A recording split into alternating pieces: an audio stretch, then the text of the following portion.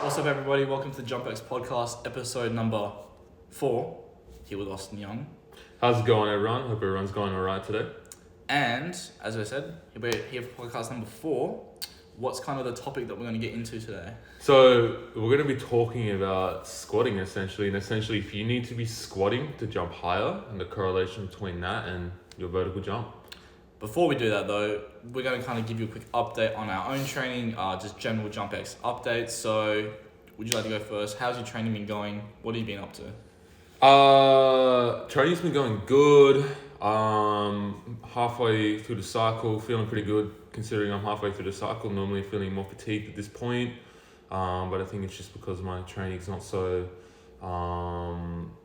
focused. Yeah, Tom Barnes is focused on all the maximum strength work that does fatigue you quite a lot as well. So obviously at the moment I'm doing French contrast training. If you guys don't know what French contrast training is, it's actually quite an interesting thing. It's actually more of a specific modality of training. Tom's also doing it at the moment as well. I'm finishing my cycle though, because I started 2 weeks before you. 2 weeks? Yeah. So you're going into week 3 next week, and I'm on my deload right now. Yeah. So I liked it. Yeah. We'll find out soon enough. It's definitely interesting for sure. Now, if you guys don't know what French contrast is, it's basically where you giant set meaning you pair or superset 4 exercises together. So for example, at the moment I'm doing trap bar deadlifts, rest a minute, then doing bodyweight repeat jumps, then rest a minute, then doing repeat dumbbell jumps, rest a minute, and then doing band assisted jumps. And that's just personally what I'm doing. So it's French contrast if you pair or giant set 4 exercises together. Now this is a very intense type of training. You don't want to do this unless you're an advanced athlete. It's not really necessary for most of you to do. I've been training for like 7 years. Tom's been training for 4 years. Yeah. So we're only just getting to that point where we're doing these quote unquote crazier things. So if any of you guys are listening that, I should try that. Unless you've been training for 5 years plus hard and intensely, really focusing on your vertical jump, then no. No, save it. You really got to think to yourself, like, can you do the basic stuff well? Like, squat. If you can't squat well, right, you should really focus on getting that right first, because if you're taking yourself on these kind of things, it's like you're just gonna ask for injury, really. Yeah, and even if you don't have if you don't have an extensive experience on actually doing squat jumps, doing plyometrics, doing all these type of movements, then the only thing different when I did my French contrast, so you did trap bar deadlift around 80%. Yeah. 3 reps? Yeah. So I also did 3 reps for my main lift. I did front squat just because, as I said I don't know if it was the last podcast, but I currently have a back injury. So any like front loaded thing or back loaded things or any kind of deadlift variant kind of, makes my back play up a little bit. So for some reason, front squats are absolutely fine. So I decided to use those instead of trap bar deadlifts. And you did repeat jumps as your second exercise, right? Whereas I did a standing vertical jump as high as I could, reset, and then did the same thing again. I did that 3 times. But then other than that, I think it was pretty similar. Like, we used the same band for the banded jumps. Yeah. And then... Yeah. Oh, yeah. You did repeat banded jumps. We did. Oh, yeah. Okay. So you didn't do the repeat. You reset between each one? No, I did repeat. I did repeat as well then. So no, we both did repeat, but it's just you didn't do the bodyweight repeat jumps. No, I just did standing then reset. Yeah, because you're a little baby, that's why. Yeah, no, I'm not elastic enough, bro. What do you always say? I'm only 3. I'm just a baby. Yeah. Actually, thinking of, what was that thing you sent me? That article about ankle mobility. You know what I'm talking about? Oh, okay. Okay. Actually, just quickly run them through, because I found that so interesting. Because there are people that try and get the ankle mobility really, really good, and they always seem to get stuck in the same spot, and this might be a reason why, potentially. Oh, okay. Basically what I learned. Well, basically sometimes what restricts your ankle mobility is actually how long your Achilles tendon can lengthen. Yeah. And if that's the case, then you don't want to be jamming yourself into banded mobilizations and all this ankle mobility work, because then you're going to overstretch the Achilles tendon, and then essentially that can obviously cause Achilles issues. So you definitely want to be careful. Improving your ankle mobility. Now that's not everyone, and that's not in every case. Like I know a lot of basketball players do roll their ankles a lot, and when you roll your ankles a lot, that does mess up your ankle joint and can restrict your mobility. So there's definitely a time where you do want to improve your ankle mobility and work on it, but you just gotta be mindful of, if you're the type of person where it's your actual tendon limiting you, then perhaps it's probably not a good idea to actually spam your knee over your toe all day and like, why is it not getting better? Yeah. It's like, well, you actually physically, yeah.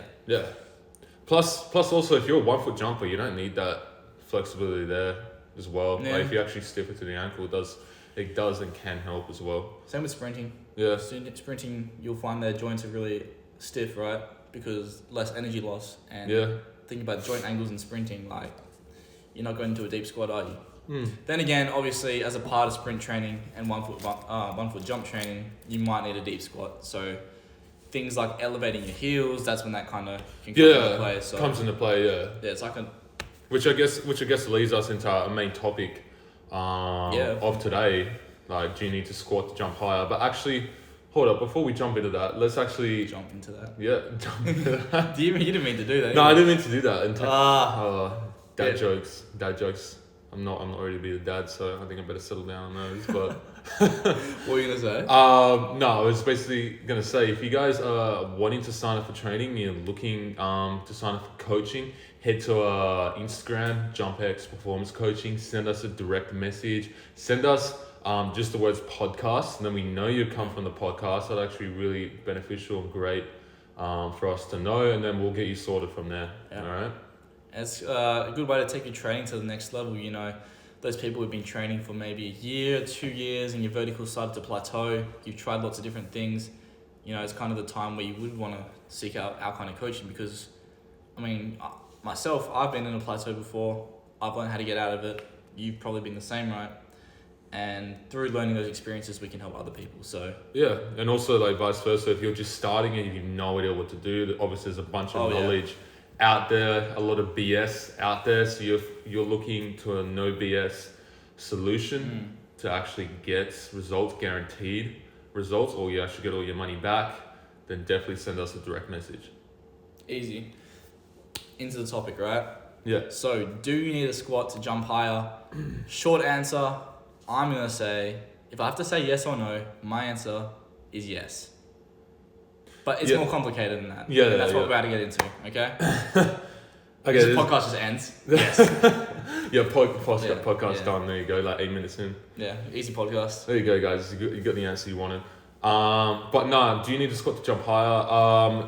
I think squatting, you need to squat to some sort of capacity. It doesn't mean necessarily you need to barbell back squat, because not everyone is going to have the ability and the capability to do that. So like if you're 8 foot tall, long femurs, you know, struggle to squat to depth, you know, bar on your back is really uncomfortable, or you have spine issues or something like that. Ankle mobility, like we're talking about before. Ankle mobility as well, but I think squatting to some capacity, 100%. There's so many variations in terms of the squatting movement pattern. So like, for example, like when you're first starting out and you're struggling to pick up the exercise and you're struggling with balance, coordination, maybe starting out on a machine is a highly beneficial thing for you to do. Like say, jumping on a hack squat, because if you struggle to actually coordinate the movement properly, and that's actually holding you back from executing it as efficiently as possible, then starting out on a hack squat, getting a feel for how it's meant to feel like first is actually super beneficial, and then obviously eventually translating that and moving more towards a throwaway movement would be highly beneficial as well. So that's one situation. Another situation is if you lack ankle mobility. Easy fix there, elevate your heels, either on a slant board, on some plates, or Olympic weightlifting shoes are a great option as well. I wear Olympic lifting shoes for my squats. I wouldn't be able to squat without them. I know Tom was saying he's going to invest in them soon as well. Yep. So not only that, like if you're squatting in sneakers, you're losing power. It's like pushing off of something that's soft versus pushing off concrete, right? So like say you have a pillow, you have the floor. Which one are you going to be jump higher off? Yeah. The concrete, right? That's actually, that's crazy for you to bring up, right? So when I was doing my French contrast last week, like we spoke at the start of this podcast. Oh, yeah. I was wearing my basketball shoes because throughout the whole thing, for the plyometric movements or the jumping movements or the power movements, I wanted to wear my basketball shoes because obviously that's more specific to dunking, but that's not really the main reason why. But it's more just because of the impact and all that on joints and all that sort of stuff, and I'm not used to jumping without basketball shoes, so I wanted to wear basketball shoes, and I tried using them to deadlift. Now, I already knew it's not a good idea to use them to deadlift, but I thought I'd just give it a shot, and it actually felt terrible. It felt terrible. Like, I felt weaker.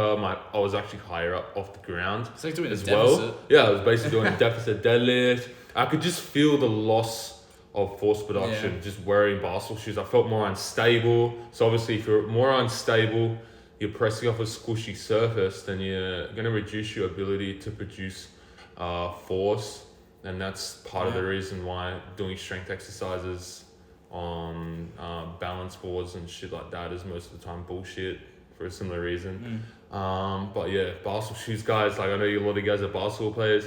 If you're doing strength movements, like, man, it's not a good idea to do them in basketball shoes. Like, you'll notice a difference straight away if you get barefoot or if you get in Vans or something like that. So yeah, I'm gonna play devil's advocate. Well, so yeah, we obviously went on a bit of a tangent there to do with squat shoes, but yeah, it was needed. So back to the topic of squatting. Well, do you need to squat to jump higher, right? Okay. I'm gonna come to you. I'm a 16-year-old guy. I watch all the Instagram dunkers, right? And I'm gonna say, why do I need to squat higher? My favorite dunker doesn't squat. What do you have to say to that? The favorite dunker. And I've got a few. I'm gonna name a few who don't do any like kind of leg work. Okay, so if I think right now, anyone that's actually worked for their vertical has squatted to some capacity. Just off the top of my head. Yeah. Just off the top of my head. Yeah. Or the other answer could just be, you're not them. Yeah. Sorry, but not everyone's gifted coming out of the womb with a 40-inch vertical. Yeah. And you and I both can attest to that, right? Yeah. So if you're not them, sorry, but you're gonna have to do things a little differently. Yeah. You can't get away with jumping once a week and maintaining a 40-inch vertical, which is it's a reality of. Also to disclaim with that, just going out and jumping alone and not doing any strength work. Yeah, you can improve a lot, but there's a ceiling. There's a ceiling. It's gonna get to a point where you do plateau, and then you do start developing all these injuries, and you wonder why. And part of the reason is because you're weak. Yeah. And that's just how it is. I always bring this up. I swear I bring this up every podcast I'm on, but Jordan Kilgannon. Yeah. He progressed a lot from 13 till, I think he didn't pick up weights till like 19. Yeah. And he probably was in like the low 40s. Yeah. Before he even picked up weights. Yeah. But again, that was like, how many? 8 years of jumping. Yeah. So. Yeah. But obviously, maybe if he lifted weights, he might have improved quicker. We don't know. Maybe he's a genetic phenom. Yeah. But long term, do you need to lift weights to jump higher? Probably, right? Yeah. Okay. So if you're looking to max the absolute out of your vertical and you want to see your true actual potential, then you need to get stronger. Yeah. There's no way around it. Yeah. And it doesn't mean like becoming a powerlifter and squatting heavy every session all year round, okay? One of our favorite sayings is like a time and place for everything. Yeah. Right? So there'll be times of the year where you're squatting heavy and your main goal is to improve your max strength, right? And you were doing that a few months ago. Yeah. And it's crazy your vertical went up. Yeah. And you might go, I just finished the strength cycle. My squat went up 40 pounds. Why not jumping higher? My vert's actually going down. So squatting equals bad. No. And you got to kind of realize that when you do these things, it might take a couple of weeks, even months, to kind of realize your gains, if that makes sense. And when I say realize your gains, it means fully adapt to the stimulus. And then, again, as you're introducing new things after your strength cycle, like more power work and speed work, you eventually realize your gains. You can actually use that new strength in a productive way, if that makes sense. Yeah. So at the end of the day, strength builds potential, and then all your jumping, all your sprinting, all your plyometrics, that's how you realize that potential, or actually show that potential, or display that potential. It's like having a huge motor in your car, or increasing the size of the motor in your car, but then realizing your potential is like making it more efficient, right? Potential making it more efficient. Yeah, you're like making that engine more efficient. Like the big engine's there, but you got to make sure it's actually efficient to go faster. I got a better way to put that. So it's kind of like, if any of you guys know cars, like obviously a transmission, if you have a really good engine but a shit transmission, then you're not getting the most out of the engine, right? But if you have a dual clutch, really quick transmission, then obviously you're going to get more out of the power in the engine, and the engine's going to be more efficient as well. It's also like, you can use the analogy of tires in a car as well. If your tires are trash, no grip, you're just going to spin your wheels, it's going to be slowed around corners. Good tires are going to get more out of your car as well. So it's kind of like that. Okay.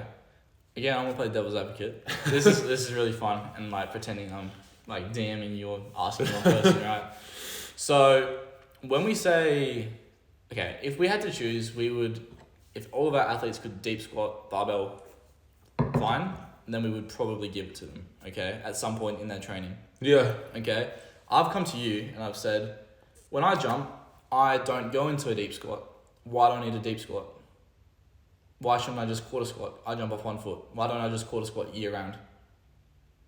That is actually a very good question, and part of the answer is injuries as well. Like full depth squatting is very important to actually prevent injuries. Also, full depth squatting does recruit the VM muscle, not VMO. VM muscle. It's not called the VMO anymore. I don't know. It's just a little pet peeve of mine, but I hate it when people call it the VMO, But yeah, obviously you want to take a muscle through its full range. Range, and that is actually been proven to actually prevent injuries and reduce your chances of getting injured as well. So yeah, and in terms of muscular size increase, right, you're gonna get more deep squatting, taking it through the full range than just doing heavy quarter squats or whatever. Yeah. And also at the bottom of a squat, I don't know if you guys know, but you actually start recruiting more of the glute compared to the quad, right? Yeah. So, yeah. you know. Yeah. Absolutely. You're missing out on all those gains if you're just staying in the top quarter of the absolutely. Motion, so. Now, okay, so to put a disclaimer out there with that as well, like you don't want to force depth. Like if you're not ready for it, don't force it. Yeah. Like you don't want to just be squatting as deep as you can, and then your ass is tucking underneath, your lower back's rounding, all that. Yeah, your butt's winking. You don't want to force depth because that's a good way to get injured. Thanks. But if you can squat to depth and pass depth, definitely do that. And you kind of, not all the time, but you want to do that majority of the time, wouldn't you say? In my opinion, it's one of the best stimulus you can give an athlete. Because obviously, if you get too specific for too long, that's a recipe to get injured as well. But yeah, you don't want to force depth. Now, not everyone's going to be able to squat to depth. So that's where I was saying before, and we were saying before, like you can create depth through, you know, elevating your heels and doing things like that, creating artificial flexibility and mobility to help you squat to depth. Yeah. So if you struggle to squat to depth, don't worry, there's things you can do. You know, there's other exercises you could do in terms of the squatting motion and pattern as well. So then you actually do get that full shortening and lengthening of the muscle as well. So I'm not saying, or we're not saying quarter squats are bad, right? No, they're not bad. Yeah. No, they're not bad by any means. But doing them all year round would, in my opinion, be stupid. And yeah, as you said, it's too specific for too long, you're going to get injured, right? It's like a 100-meter sprinter, the only thing they do is 100-meter sprinting for every session. They're going to get hurt because it is a very specific thing. As I said, like it's not a bad thing. When we're peaking, especially 1 foot jumpers, we do like to give some quarter squats to them. Also, quarter squats can be really helpful for coming back from knee injuries, right? For example, one of our clients, Zane, his knees got really bad, over-jumped a little bit, fully regressed him, took him away from jumping, started with slow quarter squats. Yeah. That was his first kind of rehab cycle. He's actually starting the next one on Monday, I believe. And now he's got half squats that are slow. And I guess you guys can kind of see the pattern here. We're going to progress him all the way down to full deep squats, slowly integrate jumping.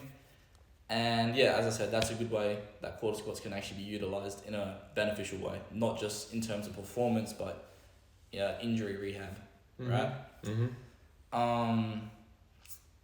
with the ankle mobility thing, we got actually, for some reason we had like a plague of our athletes rolling their ankles, right?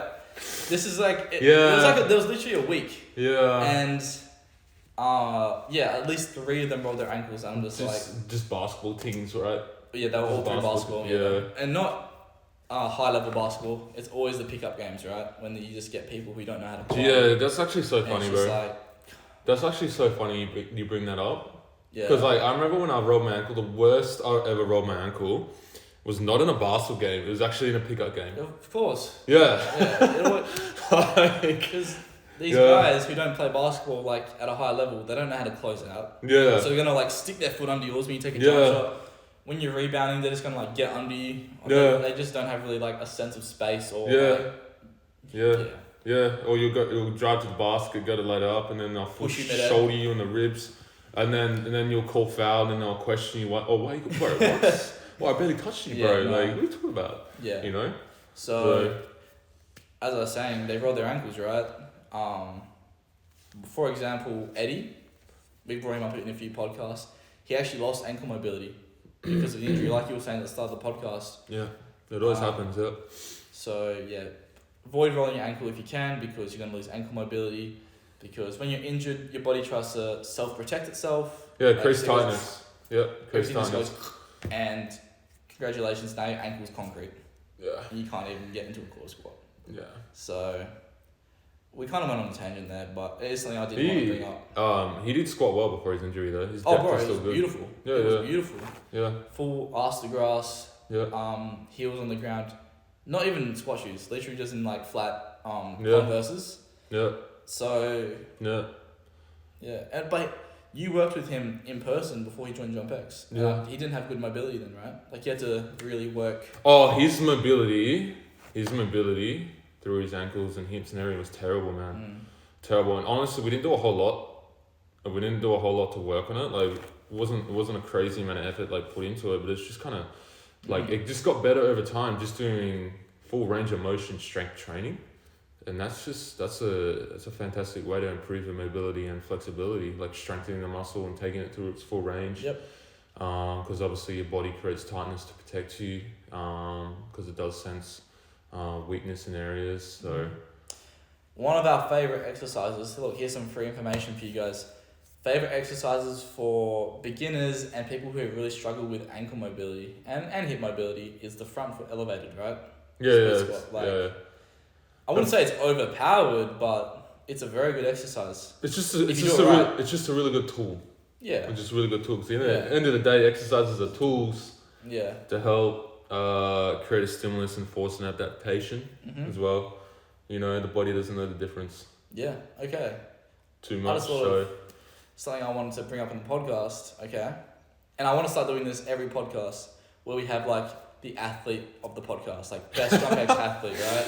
Yeah. Okay, and when I say best, I don't mean the one who's the best at dunking, because it'd be the same winner every time. Yeah. Okay. Yeah. So it's kind of like who's made the most progress. Okay.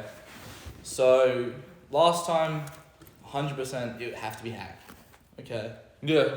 Because that was like the time period. This was 2 weeks ago when we had Hack on the podcast. He was doing his first dunk, first two-hander, first off the dribble. He'd done all those. And that was within like a 2-week period. So that progress was quite a lot. Again, it can't be Hack again for this podcast. So who do you have any ideas? Because I'm thinking Harrison. Yeah, he's been doing really well. His jumping's been looking really good. Now, like, I'm still confused on how this guy prefers to jump. He doesn't even know. Because he literally speed jumps off 1 foot, power jumps off 1 foot. And then 2 foot jumps as well. And he almost jumps the same off all of them as well.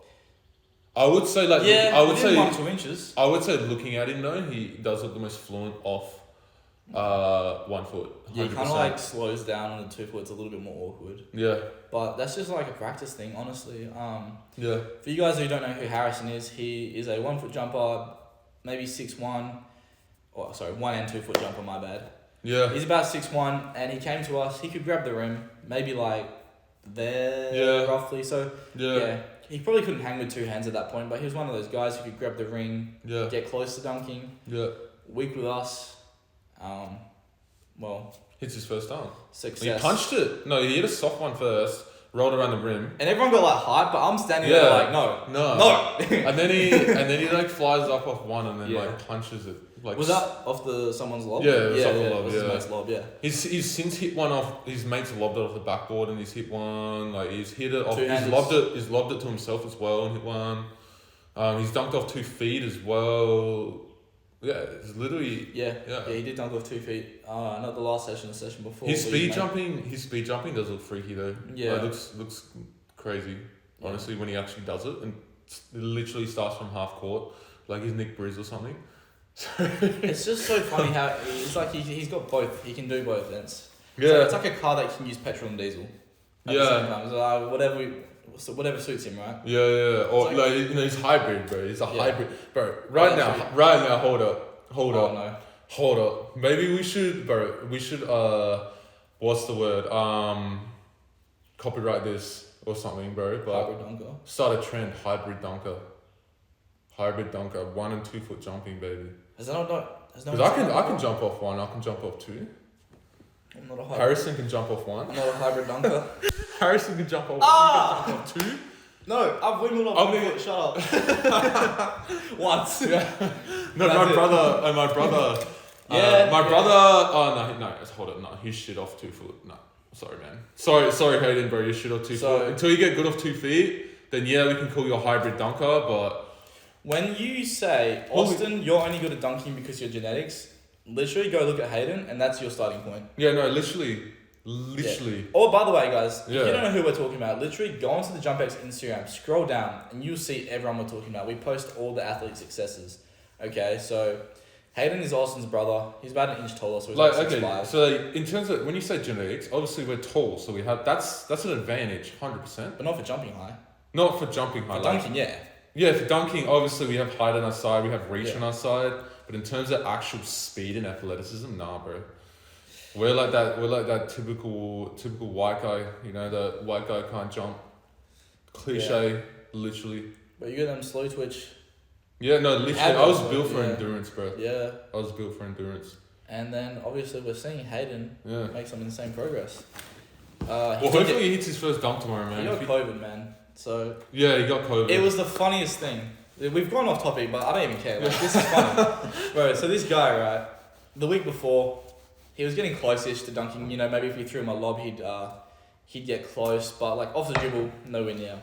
Okay. Gets COVID, has a week off, comes back, second jump, literally, like, back rooms at, like, the closest he's ever gone, flies to half court. Third jump, dies. Yeah. His endurance was fucked. COVID messes your endurance. Like, when I got COVID and then came back, like, I was jumping, like, the same, but, like, I would, like, so for example, I was used to jumping 50 times, and then by the 50th jump, I didn't feel like I was jumping lower.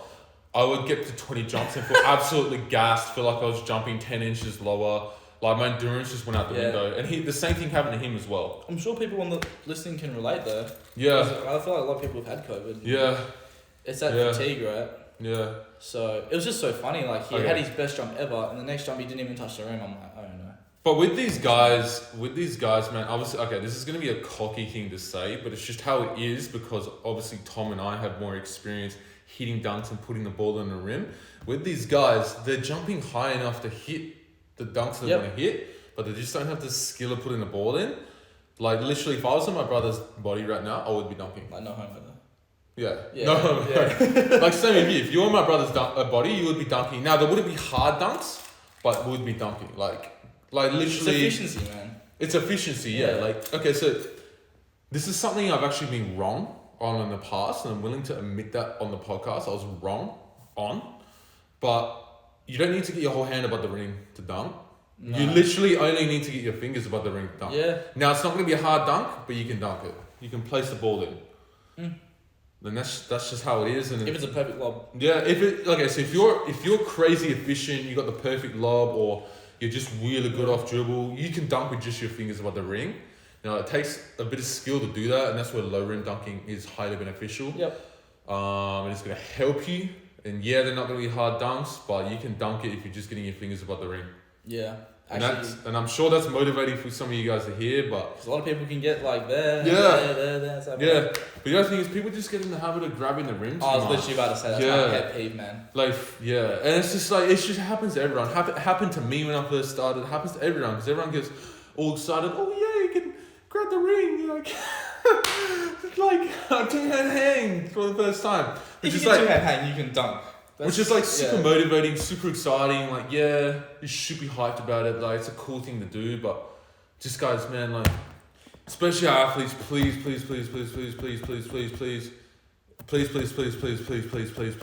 grabbing the ring. Please. Wait, did I say that enough? I don't know. Please don't get in the habit of grabbing the ring because it's gonna hold you back from hitting your first dunk. Just think about it, right? You got the circle rim, you're trying to put the ball inside of it. If you're grabbing the rim, where's the ball gone? You're no longer in control of the ball. It's like gone out of your fingers. Yeah, you're not in control of it. The ball's just gone into another. And then when you let go of the rim, if it's a breakaway, it's gonna like flick the ball, whoever knows, like who knows where. Like, So, it's hard because it's hard to get out of that habit. And we see it time and time again when people come up to us and, in person at the Arc and they go, oh, can I go for a dunk? And we're like, okay, sure. And if they're at that level where they're like getting their hand around the rim. I'd probably say like 8 times out of 10 they'd probably do exactly literally, bro, when I see that, it literally gives me blue balls, man. Literally gives me blue balls. Nah, shut up. It gives me blue balls for that person, bro, because I'm like, bro, you could be dunking, man. You can be dunking right now, bro. Yeah, under both like, you give me blue balls. Hey? Under both with the amount of times I've backrimmed it. Oh. That's giving me like the blues, the balls. I'm ready to bust.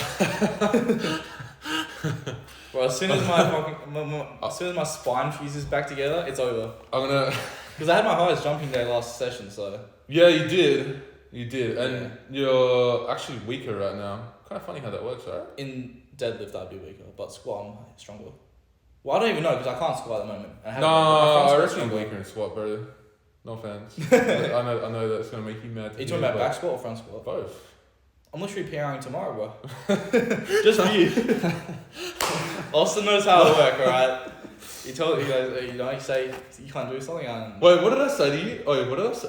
I said this to you. You said so many things. I said this to you probably like a month ago, and I could see fire in my eye. The fire in your eyes. What did you say? I said, something along the lines of, bro, if you don't take care of yourself, I'm gonna be the better dunker in 5 years. Oh yeah. I'm gonna be the better dunker in 5 years. Was that in the Revo room? Yeah, and your eye, I could just see you just stare at me for like a whole, like probably 3 seconds. Really? And I saw that, like, those words sink into your internal drive and motivation, and I could just. You're like, oh, fuck. If you guys haven't watched the last dance, that's I literally saw that fire being ignited in your heart. That's all it takes, man. In your soul. Yeah. Thing is though, okay, because you're my mate, it obviously still hits, but not as hard as if it was like a stranger. You know what I mean? Because I know at the end of the day, like, when it would be like Hack saying something to me. Yeah, because he's your mate, so it's like, haha, fuck you, but. Yeah, but also he says a lot of shit. Oh yeah. And he knows that, bro. You're like, well, he's probably listening. He's probably listening to this podcast right now. Yeah, you talk a lot of shit, bro. You talk a lot of shit. Yeah. Literally on the podcast last week. Yeah. Just calling everyone out. Just. Yeah. Yeah, he called me out, bro. He was like, bro, you don't work hard enough. Oh yeah. Yeah, it was funny as. Yeah. That was funny. Yeah. We actually have a deal with him. Well, I have a deal with him. So there's a festival called. He's got deals with everyone, bro. Yeah, you got to listen out with him, right? Is he gonna listen out? Yeah. So listen out's like a festival thingy. In Perth, right? I don't know if other states have it or countries have it, but Hack really wants me to go, and I said, if you hit a windmill by the time Listen Out comes around, I'll go with you. So he's running out of time. He's got. When is it? It's September 25th. Okay. So he's got 20. Under a month. What's today? Today's the 2nd. So he's got. Wait, what? Am I? Okay. Yeah. He's got 23 days to hit a windmill. Is that possible? Yes. So again, if I was in his body, he would have windmilled. Yes. No, I would argue that. Yeah. Bro, you need like 10-8 to windmill. Oh. 10-8 to 10-10. Okay, so would you say if you could 2-hand dunk off lob, you can windmill? Oh. Yeah. Yeah. Can they? Alright, you gotta get like there to windmill. Like, I don't know how many inches that is above the rim. Like 8. Yeah, so 10-8. Yeah. But that's like with the most efficient technique. Like you're literally catching it at its peak. Like just as it's about to fall down, everything goes right. Okay, so here's the thing. If he could, so he could windmill if he's like crazy efficient and he like almost like throws the ball in like softly. Yeah. Like he could like windmill, but to actually, I don't know, dunk it properly. Half the reason I brought this up. Okay, but he's doing. Okay, so he's got a lot stronger, and he's doing more elastic work now. So his vert might shoot up. Yeah, because we actually just gave him sprints and you can use cycle. So Yeah, sprinted before. Yeah, that we know of. So we'll see what happens. Half the reason I brought it up is just to fire him up because I know he's listening. So go hit the windmill hack. Come on. Yeah. So essentially, we gotta hate on him right now to give him motivation.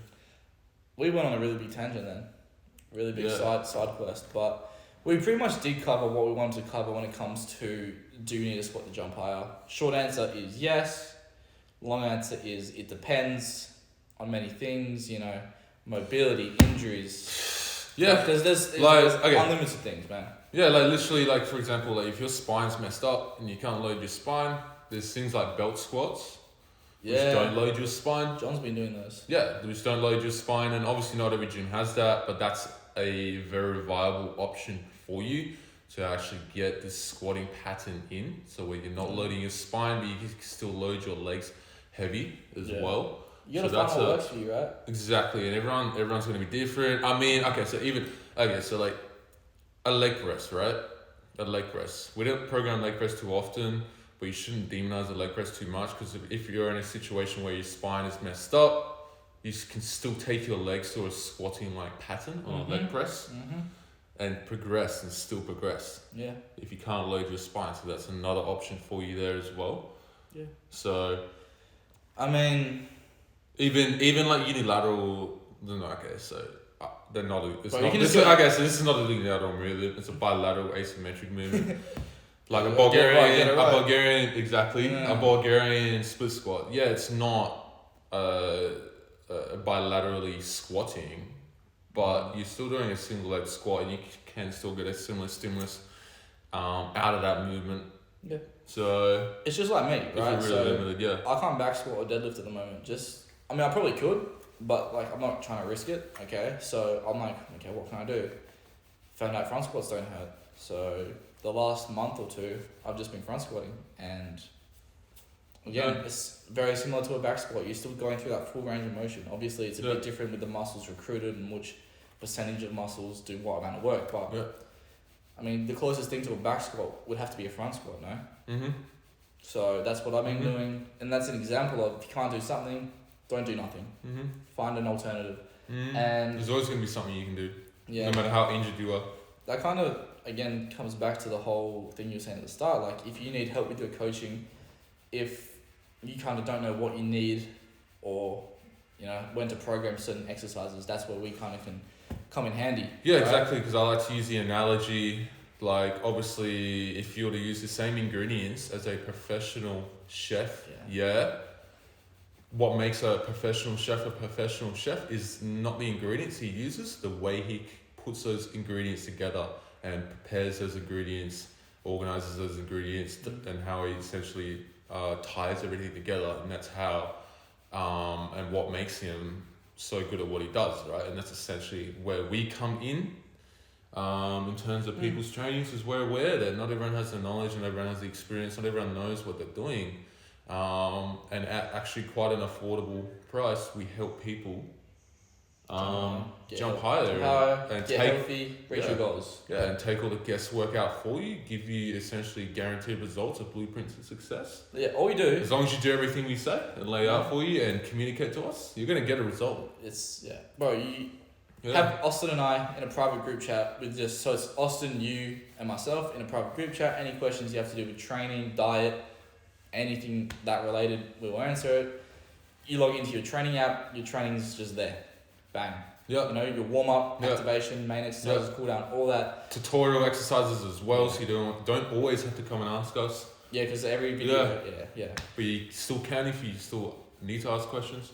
And yeah, it's like a blueprint, right? Exactly. Everything's laid out. You log in every day. What you need to do is there for the day. There's no you don't have to do any thinking really. You just go and do it, and you jump higher. Do the work. Quite simple, but yeah, if that's something you're interested in, JumpX Performance Coaching, one word on Instagram. Send us a DM. Just say podcast, and then say like, I'm interested in your coaching. We'll set up a call with you, and we'll get you started. Beautiful. All right, we'll cap it off there. Yeah. These podcasts seem to trend around 40 minutes, which I don't know. I think is a good time limit. Just under an hour, over half an hour. Yeah. Yeah, not too crazy long, but not too short either. To give you guys a good amount of knowledge, good amount of info, good amount of insight. But yeah, we'll cap off the podcast there. If you guys enjoyed this podcast, I'm not sure how podcasting works. I don't know, like, save. Yeah, I think you can on Spotify now. Yeah. Just give us recommend share this podcast out to people that want to jump higher as well, because that definitely helps us out. Yeah. If anything else, but yeah, is there anything else you wanted to say before we cap it off? That's all. Beautiful. Go work hard, guys. All right. Beautiful. All right. See you next time. Peace.